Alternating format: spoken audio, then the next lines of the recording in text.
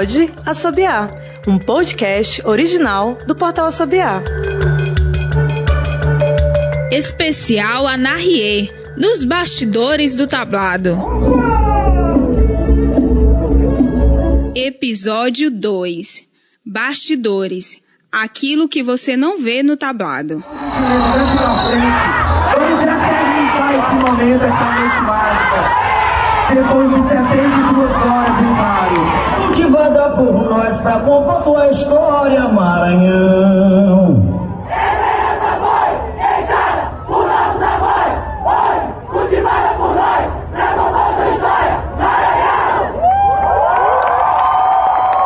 É muito difícil, né?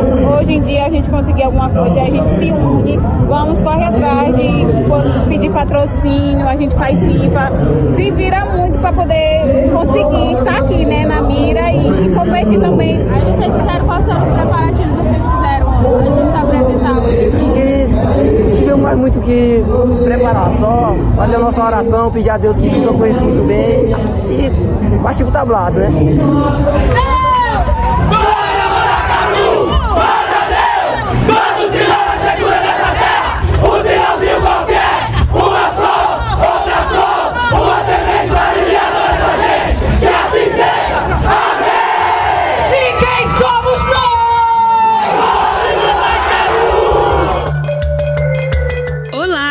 Eu sou Daniela Souza e te convido a conhecer os bastidores das quadrilhas juninas estilizadas do Maranhão.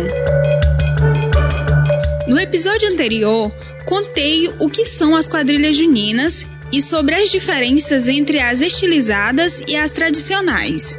Falei também sobre como surgiu o Arraiá da Mira, o maior evento competitivo da região sul do Maranhão. Caso ainda não tenha escutado o primeiro episódio, recomendo pausar aqui e começar por ele. Assim fica mais fácil entender o que vou contar agora.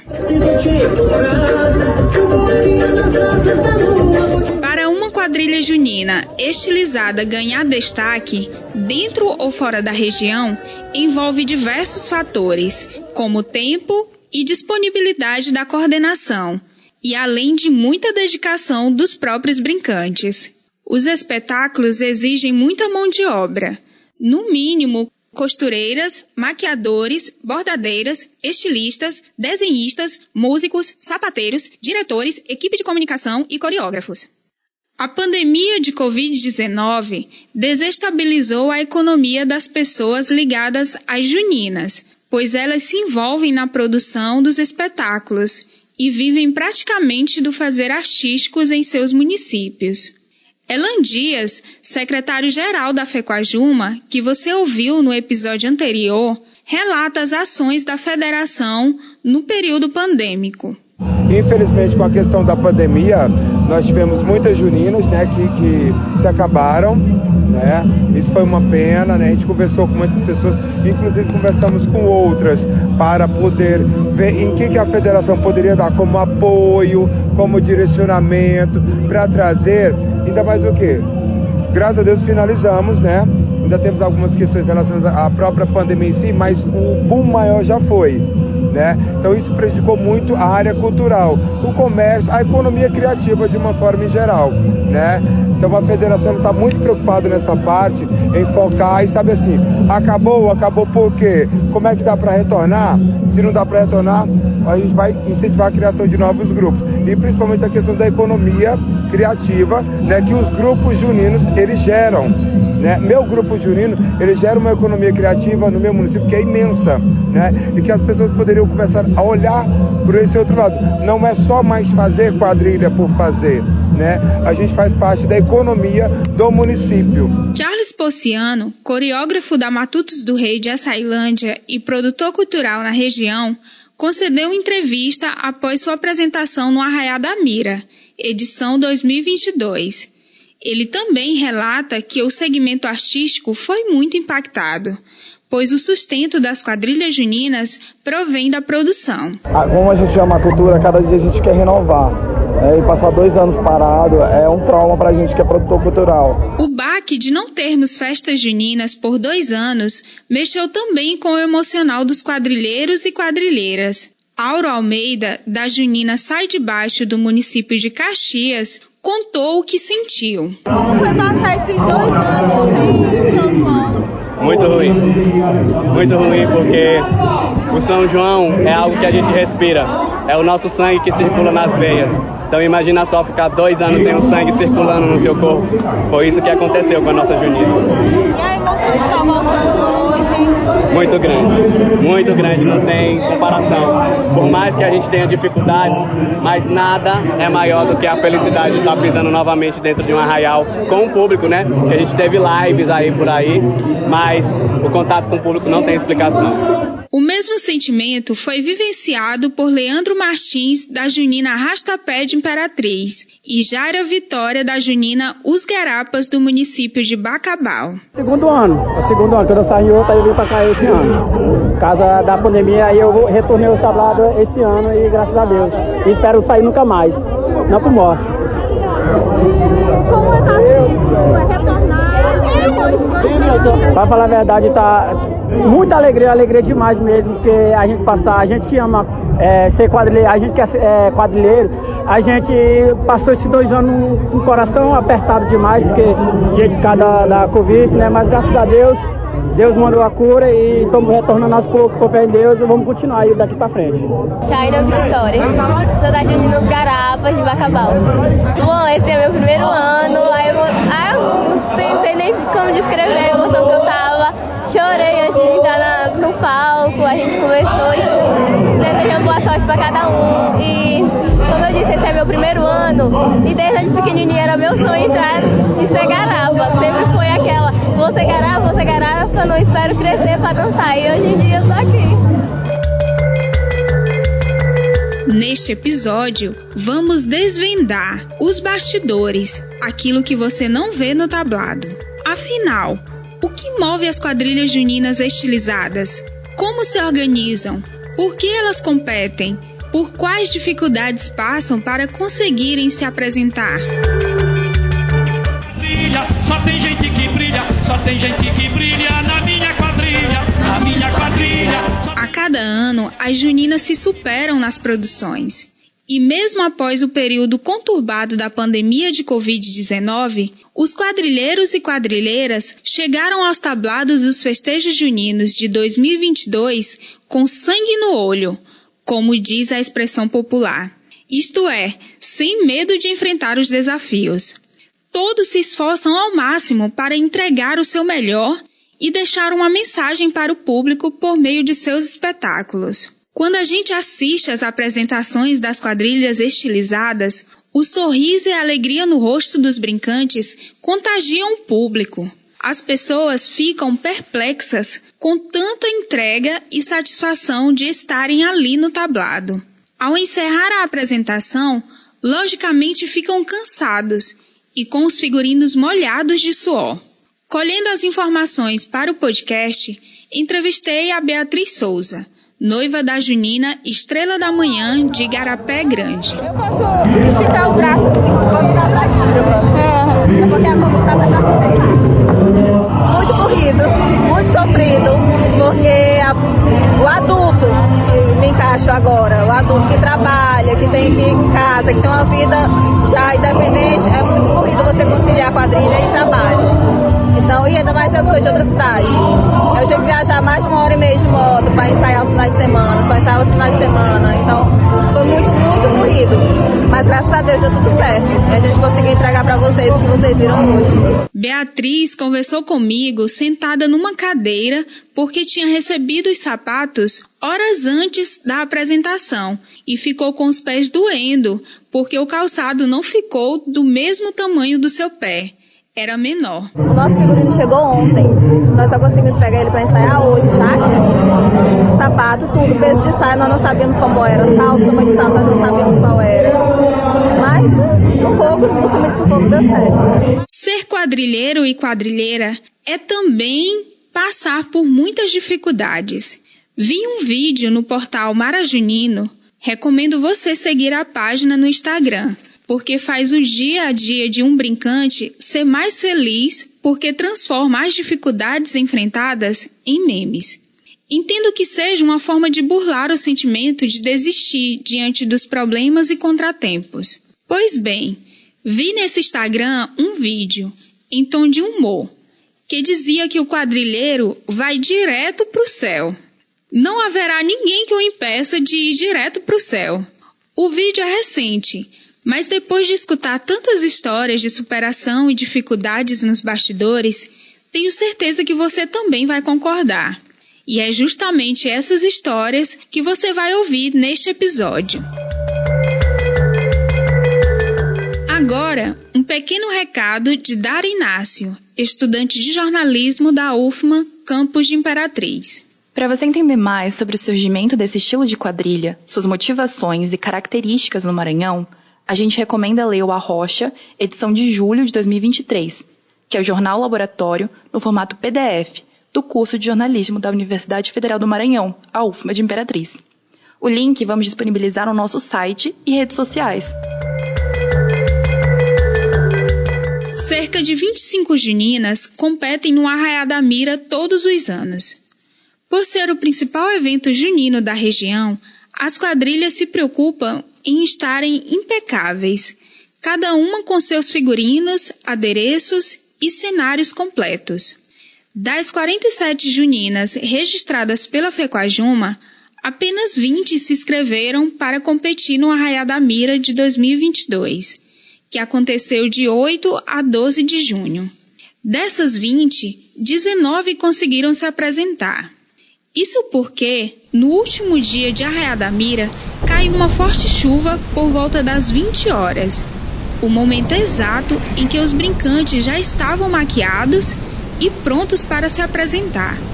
O resultado dessa chuva foi o cancelamento do evento naquela noite que virou notícia nos principais jornais de Imperatriz. A última noite de apresentações no Arraiá da Mira precisou ser cancelada por causa das fortes chuvas ontem à noite lá em Imperatriz. O André Souza tem os detalhes ao vivo. Pois é, Soares, muita água caiu sobre Imperatriz ontem à noite, também no início da madrugada desta segunda-feira, né? Uma chuva aí que começou a partir das 8 horas da noite, teve alguns momentos em que ela afinou, chegou até a parar de chover, porém ela voltou a cair sobre Imperatriz algumas vezes e se estendeu aí pelo menos até as 3 horas da manhã aqui na cidade. A Irna Turati, coordenadora do Arraiá da Mira, que você ouviu no episódio anterior, explicou o que a organização fez na hora da chuva daquela noite. Primeiro a gente pensou em proteger o tablado, porque com aquela chuva, mesmo sendo náutico, mas ele ia estragar. Então a gente foi puxando a lona, eu até levei um tombo grande puxando a lona no tablado, mas não me machuquei nessa hora mesmo, a gente não sente nada. Então a gente cobriu o tablado para preservar o tablado, para caso a chuva passasse, para ter segurança da junina dançar. Proteger o tablado, mas aí engrossou demais. Aí a segurança, e muito raio, a gente via muito trovão. Aí a segurança aí a história já mudava de figura. Aí era a segurança do público, porque a minha arquibancada é de ferro, o grid é de ferro, as tendas são de ferro, tudo ali tinha muita energia. E a gente via que muita gente saía, mas muita gente ficou esperando a chuva passar nas arquibancadas, e aquilo não passava. Eu falei, Alan, e agora? Aí veio forte, aí parou. Aí ele falou assim, não vai voltar. Eu falei, meu Deus, e agora? Que a gente não vamos esperar. Acho que não demorou 10 minutos, ou 15, sei lá. Aí foi que ela veio com vontade. Um troço assim, que eu só parei e fiquei bem assim. Eu falei, e agora, Alan? Tu sabe quando tu não consegue mais raciocinar, a única coisa que eu pensava era a segurança do povo. Eu falei assim, Alan, eu disse, Alan, vamos cancelar. Ele, cancela, Alan, cancela. Ele, vamos cancelar. Cancela, e amanhã a gente vê o que faz, bora cancelar. A gente não tem condição a minha boca era só isso, cancela. Por quê? Porque nesse momento, as juninas ok, mas meu maior medo era a segurança com o público. Eu tinha quase 10 mil pessoas ali dentro. Se uma pessoa se machucasse, eu não queria nem pensar nessa possibilidade. Um choque, uma morte, sabe? Eu só pensava nisso. Então, vamos cancelar. Aí a gente saiu gritando, e acompanhado de segurança, porque o nosso maior medo era as pessoas se revoltarem contra a gente. Então a gente acionou, aí nessa hora toda a equipe de segurança estava acionada, então a gente procurou informar. Aí eu já não tinha mais microfone para falar com ninguém, porque eu não tinha luz, eu não tinha como, né? Então o que a gente saiu gritando assim para que as pessoas vão para casa, tá cancelado o evento, a gente vai dar informações para vocês. Aí ficou aquela loucura, mas o ingresso, não sei o que. Gente, vamos sair. Aí tiramos todo mundo das arquibancadas, que era o nosso maior medo, era a arquibancada. Tirando, aí as mesas já estavam, a maioria já estava vazia, mas a gente saiu avisando e seguranças também, toda a nossa equipe, né, que é muita gente, falando, gente, está cancelado, mas amanhã a gente vai informar para vocês o que vai ser feito, a gente vai devolver o ingresso de vocês, se acalmem, e aí foi aquele alvoroço. O evento foi adiado para o dia seguinte, na segunda-feira, e uma junina não aceitou se apresentar. A Explode Coração da capital São Luís.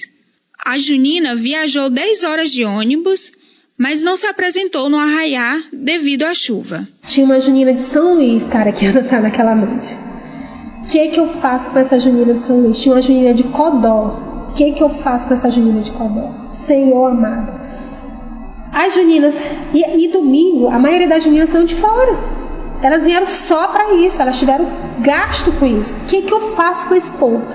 Vamos lá, chamei a coordenação. Mas antes de eu cancelar o evento, eu chamei a coordenação de cada um. Foi isso. Eu chamei e falei, gente, a gente vai precisar cancelar. Mas como cancelar? A gente, olha a segurança. Primeiro eu conversei com eles, foi isso, antes de informar o público.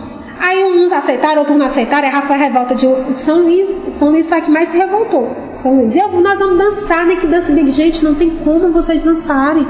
Ah, mas a gente dança mesmo nesse tablado molhado, não sei o que, dança bem ali fora na frente do shopping. Gente, não tem como.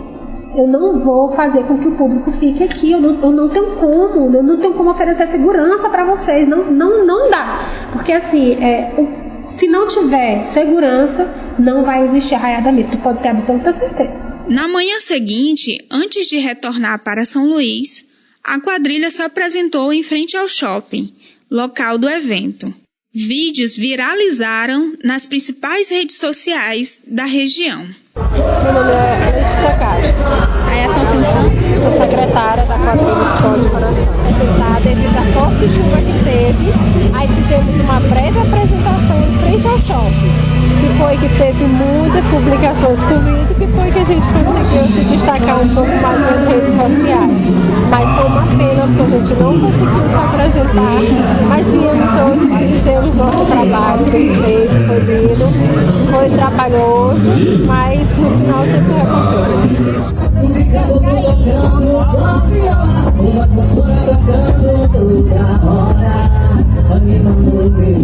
As quadrilhas que iam se apresentar naquela noite eram Origem Matuta, do município de Davinópolis, Renascer do Sertão, da cidade de Codó, Bagaceira da Alegria, de Pedreiras e Arrastapé, de Imperatriz. Passar por perrengues faz parte da rotina de ser um quadrilheiro ou quadrilheira, porque tudo precisa sair impecável, principalmente nas competições.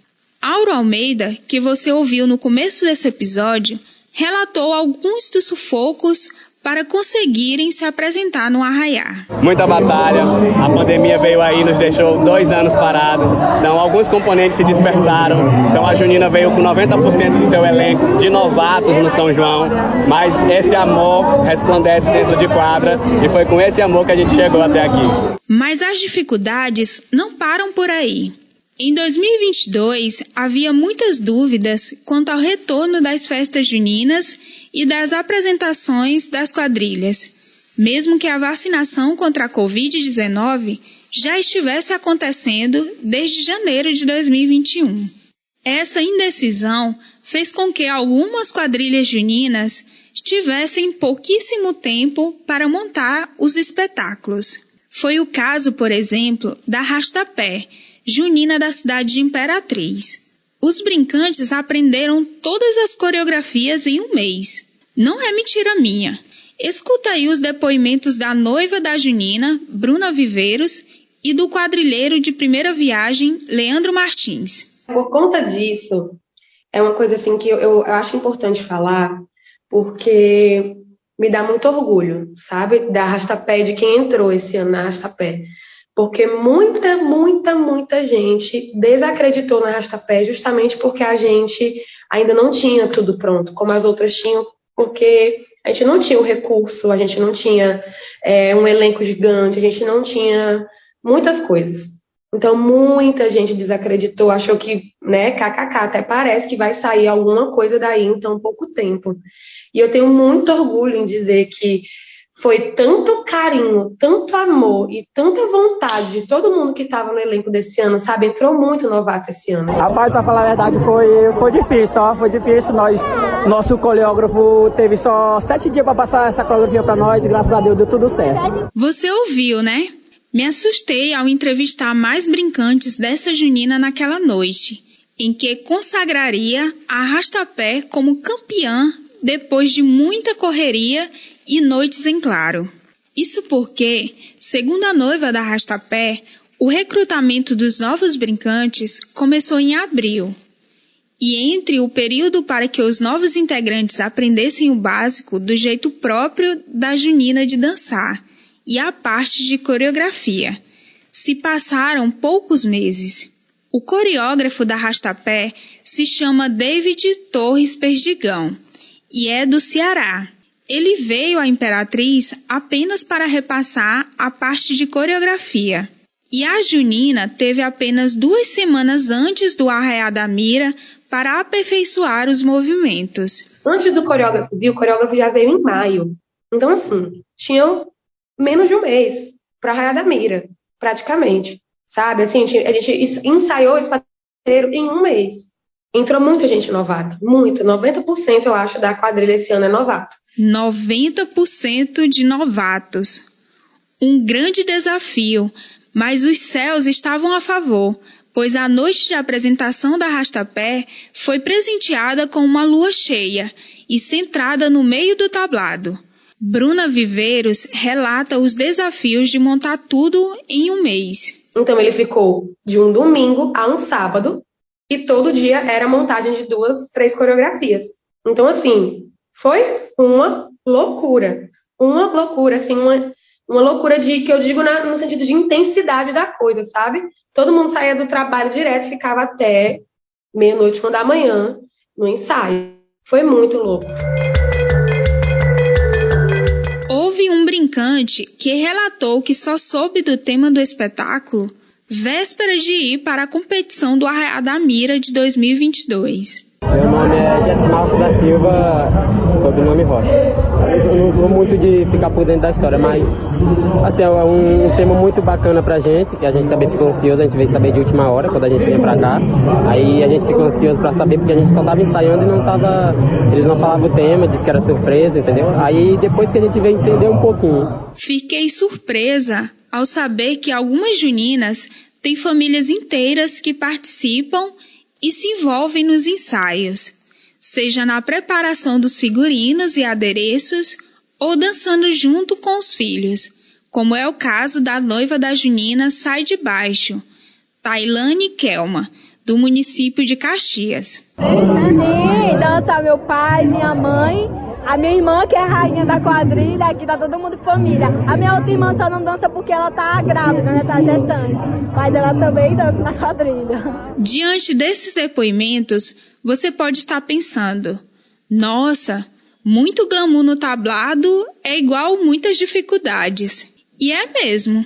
E o que mais me deixa impressionada é que tudo isso ocorre não é nem pelo dinheiro ou para subir ao pódio.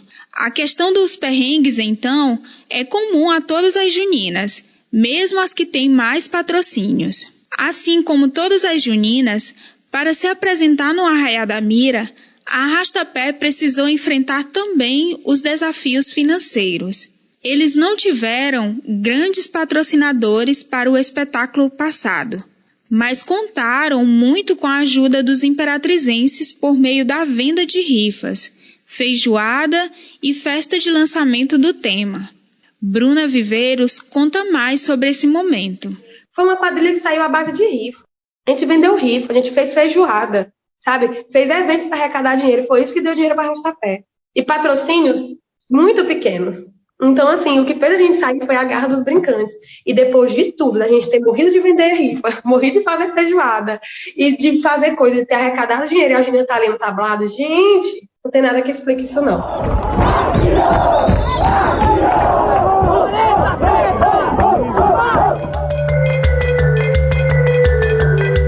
Sou fã dos arraiais juninos e desde criança acompanho as apresentações das quadrilhas na escola e na igreja católica. Durante a minha infância e adolescência, morando na cidade de Açailândia, eu participava da paróquia São João Batista. Então, as quadrilhas juninas faziam parte da tradição dos festejos em honra ao santo. Todos os anos, crianças, adolescentes e até adultos ensaiavam e faziam suas apresentações devidamente caracterizadas. Eu não tinha muita energia para entrar na brincadeira que exigia dedicação e ensaios. Para entender essa relação entre quadrilhas juninas, festejos e Igreja Católica, conversei com Jesus Marmanilo, professor universitário. Sou professor do curso de licenciatura em Estudos Africanos e Afro-Brasileiros, do Campo de São Luís, e coordenador do Laboratório de Estudos em Pesquisas sobre Cidades e Imagens, um grupo que atuou em Imperatriz durante 8 anos e meio, mais ou menos, dessa pesquisa urbana, de sociologia e antropologia urbana. E quanto à minha formação, eu sou doutor em sociologia e doutorando em antropologia pela Universidade Federal da Paraíba. Na origem, as quadrilhas juninas, elas estão diretamente vinculadas à festividade religiosa, aos santos, Santo Antônio, São Pedro, a forma como esses santos interagem com a fé das pessoas, o santo casamenteiro, seria um momento de fazer promessas, seria um momento de se relacionar com o outro, mas também se relacionar com a esfera religiosa. Então, assim, essa característica religiosa, quando a gente tenta contextualizar e adequá-la à questão das quadrilhas estilizadas, eu acho que é aí que está o caminho, para ver se é possível enxergar. Aí eu coloco a questão, a gente pode enxergar solidariedade, fraternidade, ou a gente enxerga competição, não é? Na forma como está colocado agora. Isso é cristão ou não é cristão? Não é? Eu acho que é por aí. O professor pontua aspectos que mobilizam famílias e bairros inteiros para que as quadrilhas juninas consigam se apresentar. Nesse sentido, você tem aí uma festividade que ela reafirma o quê? Uma identidade de vizinhança, uma identidade de família, uma identidade de, como posso dizer, coletivo religioso, de determinada paróquia. Nesse sentido, a quadrilha, a gente pode observar, uma cultura de associação, de bairro, uma cultura de associação de família, de vizinhança. Então isso pode ser considerado uma cultura urbana, cultura do bairro, Também a gente observa aí a forma de ocupar a cidade, Ocupar uma rua, fechar uma rua para fazer uma quadrilha, ou um terreno baldio, isso também caracteriza uma forma de fazer a cidade, de moldar a cidade.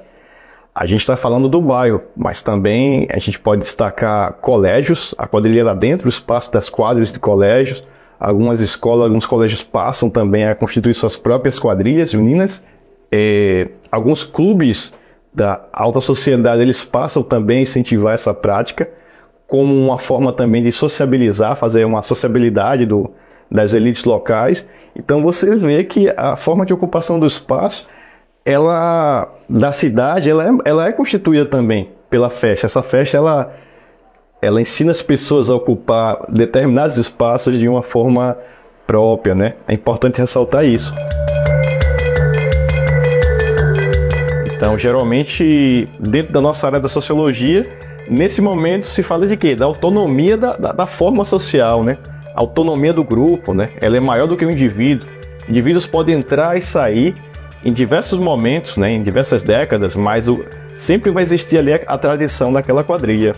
A gente está falando aí no caso da identidade, grupal, ou seja, como é que essa quadrilha ela se reafirma, perante a sociedade, perante outras quadrilhas, como é que ela se afirma no bairro, Quando a gente pensa um grupo, esse grupo ele só passa a adquirir existência em relação a outro grupo, né? Em relação a outra coisa. A sociologia ela tem sempre essa valorização do aspecto relacional, né? Nada existe por si mesmo, sempre tem que ter um ponto de referência para a gente pensar a existência de algo, a existência de um grupo, a existência de uma identidade, né? Então, nesse sentido, a gente pode dizer que a história, né, a própria história social da quadrilha, ela possibilita, né, a construção de um conjunto de ações sociais, né, como assim, as competições que ela participou ao longo da história, as pessoas que entraram e saíram, premiações, apresentações em bairro, né, todo esse conjunto de ações, ele é que passa a dar uma existência social para essa quadrilha, ele é que passa a apresentar essa quadrilha para a sociedade imperatrizense. É interessante perceber que mesmo nas quadrilhas maiores, essa rotatividade faz parte da tradição junina, em que os brincantes buscam outras juninas para dançar. Quando a gente pensa essa quadrilha quanto grupo, olhando para dentro dela, para a dinâmica interna dela, eu posso dizer que só é possível porque existe uma construção de uma moral, uma valorização do aspecto coletivo da quadrilha, que ele é maior do que qualquer aspiração individual, né? O que eu quero dizer com isso? Eu quero dizer que, por diversas que sejam as motivações dos indivíduos para participar de uma quadrilha, seja para dançar, seja para se sociabilizar, seja para, quebrar a timidez, a partir do momento que ele começa a interagir com os vizinhos, né, ou com os colegas ali no ato da dança, na festividade, isso acaba sempre adquirindo um aspecto lúdico, né, um aspecto de prazer e um aspecto de identificação entre as pessoas, né, que geralmente isso é chamado na sociologia de sociabilidade, né? Então essa sociabilidade ela é capaz de gerar formas, gerar maneiras da pessoa ser com o outro, né, de um jeito mais coletivo, né? Então quando isso acontece, aí sim a gente tem o caminho de formação de um agrupamento, né? Agora, se por exemplo cada membro da quadrilha, cada um fizer o que quer, né, sempre seguir a aspiração individual, aí você não tem quadrilha nenhuma. Então, assim, pensar a quadrilha enquanto um grupo requer essa compreensão, né, que essa quadrilha batalhou, se apresentou por muitas vezes, ela fez seu nome sendo, como posso dizer, sendo apresentada à sociedade de diversas maneiras, mas também internamente as pessoas elas tiveram que aprender a ser, vamos dizer assim, brincantes, né, com o outro, né? Não pode ser uma coisa individual. Então acho que essa é uma grande lição, né, de uma quadrilha tradicional, nesse aspecto da solidariedade, esse aspecto do lúdico, do prazer em estar junto, né, da sociabilidade. Sempre gostei de assistir e de prestigiar, mas a ideia desse podcast foi da Idaiane Ferreira. Olá pessoal, eu sou Idaiane, uma das coordenadoras do Portal Sobiá, e venho contar como cheguei ao tema das quadrilhas juninas estilizadas. Eu trabalhava numa organização de direitos humanos chamada Justiça nos Trilhos, que assessora comunidades impactadas pela mineração e siderurgia. Em 2016, a junina Matutos do Rei transformou em espetáculo a luta da comunidade Piquiá de Baixo, um caso de conflito socioambiental de Açailândia. A Daniela usou esse exemplo no episódio anterior para contar a diferença entre as quadrilhas estilizadas e as tradicionais. Bom, por conta do tema da Matutos, me deram como missão escrever uma reportagem sobre o espetáculo da junina naquele ano. No processo de apuração, fui aos ensaios, conversei com brincantes e com coordenadores, e fui ficando encantada pelo universo das quadrilhas juninas estilizadas. Antes de escrever a reportagem, pesquisei muito sobre o assunto e, pasmem, não encontrei quase nada e fiquei com isso na cabeça. Descobri que as quadrilhas juninas estilizadas e seus brincantes se desdobravam para fazer sozinhos os espetáculos. Em 2016, o espetáculo da Matutos do Rei custou em torno de R$60 mil, sendo que naquela época a Prefeitura de Açailândia, por meio da Secretaria de Cultura, havia contribuído com R$5 mil. O mesmo valor foi repassado para as outras 2 quadrilhas juninas estilizadas, existentes na cidade. Naquele ano, a junina venceu alguns títulos importantes. O primeiro lugar no Arraiá da Mira e o título de melhor marcador para Chico Cruz na competição do Globo Nordeste. Bom, depois de conhecer um pouco da estrutura de uma quadrilha junina estilizada, fiquei com algumas impressões a respeito do assunto, que gostaria de compartilhar aqui no podcast. Primeiro, as quadrilhas juninas estilizadas não competem pelo dinheiro. As premiações não cobrem os gastos com os espetáculos. Segundo, elas realizam um trabalho social muito importante, principalmente com pessoas LGBTQIAP+. Terceiro, para fazer parte do pódio é necessário investimento financeiro, e esse investimento financeiro é uma luta constante das juninas. Continue acompanhando os demais episódios do nosso podcast, pois vamos desvendar muito mais sobre as quadrilhas juninas estilizadas. Me despeço por aqui.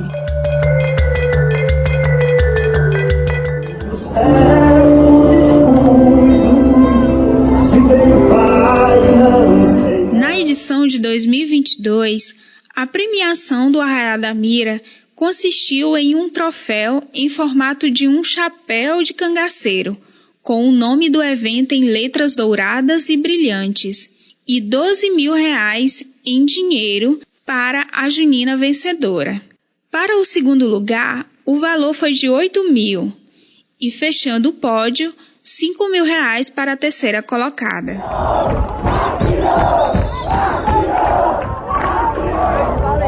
Não ia se arrepender. Vencer o Arraiá da Mira é um grande feito para qualquer quadrilha junina da região. Isso é um fato.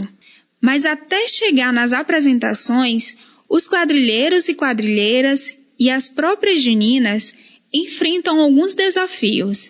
Basta pensar que a cada ano os espetáculos ficam mais caros, que é necessário manter os brincantes motivados e correr atrás de patrocinadores. Ao longo dos anos, as quadrilhas juninas sentiram necessidade de se organizarem institucionalmente, de modo a conseguirem patrocinadores e acesso a projetos culturais, buscando mais recursos junto a grandes empresas e leis de incentivo à cultura. É o caso da junina imperatrizense Arrasta-Pé e das açalandenses Matutos do Rei e Flor de Mandacaru.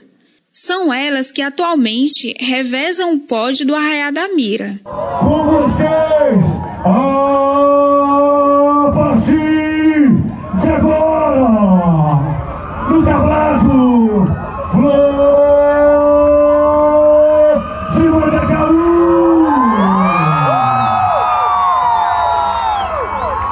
Para entender melhor como as quadrilhas juninas nascem e se organizam atualmente, fui à minha cidade natal, em Açailândia, entrevistar a Leidiane Souza, que é coreógrafa da Flor de Mandacaru e faz parte do núcleo de coordenadores da junina.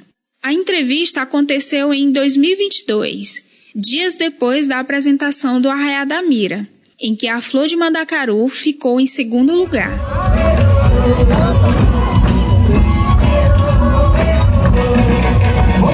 A Leidiane, carinhosamente conhecida como Leide, me contou como a quadrilha foi de junina tradicional a estilizada. A Flor de Mandacaru, ela iniciou há 12, 13 anos atrás. Iniciou como uma quadrilha pequena, despretensiosa, e fazia parte da comunidade de São Sebastião, da Vila Ildemar. A Vila Ildemar é o maior bairro de Açailândia. Mas, continuando aqui com o relato da Leide...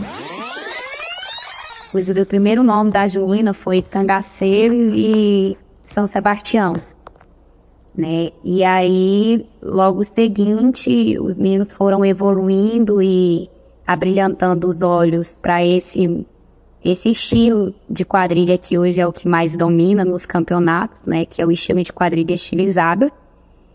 E a partir de então, o coordenador na época, que se chamava Raul, né, decidiu enveredar por esse caminho das quadrilhas estilizadas. E daí, uns 2 anos após a fundação da Junina, ele me convidou para fazer o trabalho com eles, né? E aí, desde então, há 10 anos eu faço parte da Junina. E aí a Junina foi aprimorando, estudando, procurando algumas parcerias em outros estados, procurando financiamento, né? E aí hoje a Junina tem essa dimensão que nem nós que estamos lá dentro, às vezes conseguimos compreender o quanto a Junina tem crescido, né? Uma Junina que começou aí com cerca de 50 pessoas, hoje, atualmente tem no elenco quase 180 pessoas envolvidas dentro de corpo de baile, né, elenco teatral, produção e diretoria. Durante as apurações para a produção deste podcast, conheci a dona Margarete Marques, que foi uma das fundadoras da Junina Flor de Mandacaru, de Açailândia. Ela me contou como nasceu a Junina e dessa relação financeira para manter a Junina funcionando. Eu sou mãe de um integrante, eu sou das fundadoras, das primeiras da Flor. Era eu, a Francisca, que era a mãe do Gustavo. Nós estamos desde o começo, que era um grupo de meninos da igreja que formaram essa quadrilha, começaram a se juntar e começaram copiando outra quadrilha, o primeiro ano deles. Aí nós começamos a acompanhar, vendendo, nós vendíamos bolo, nós vendíamos chá de burro, inclusive uma das mães já até faleceu, que é a mãe do Íris. E nós começamos a apoiar eles e daí foi crescendo. Para sustentar todos os investimentos que as Juninas precisam, elas se articulam nos bastidores. Não sei você, mas fico super curiosa para saber quanto dinheiro é investido nas Juninas. Na época em que eu trabalhava no Centro de Defesa da Vida e dos Direitos Humanos, lá em Açailândia, eu convivia com membros das Juninas Matutos do Rei e da Flor de Mandacaru, e sempre perguntava quanto elas recebiam de investimento. Lá pelos anos de 2015 e 2016, eu descobri que essas quadrilhas arrecadavam em torno de R$40 mil por meio de rifas, vendas de camisetas personalizadas, doações de empresários, feijoadas, padrinhos, venda de ingressos nas festas de lançamentos dos temas e atualmente também por meio de editais e em contato com grandes empresas da região. Na conversa que tive com a Leide, com quem trabalhei no Centro de Defesa, ela mencionou que as possibilidades de financiamento para as Juninas aumentaram devido à visibilidade que elas ganharam nos últimos 6 anos. A Flor caminhou de maneira... Qual é a palavra? Sempre fugiu bem aqui. Colaborativa. Sim, colaborativa, mas com a colaboração da comunidade, né? Até 2019. Né? A gente trabalhava, era a própria organização da Junina que levantava fundos através de rifas, através de pedágios, através de eventos para conseguir organizar o espetáculo.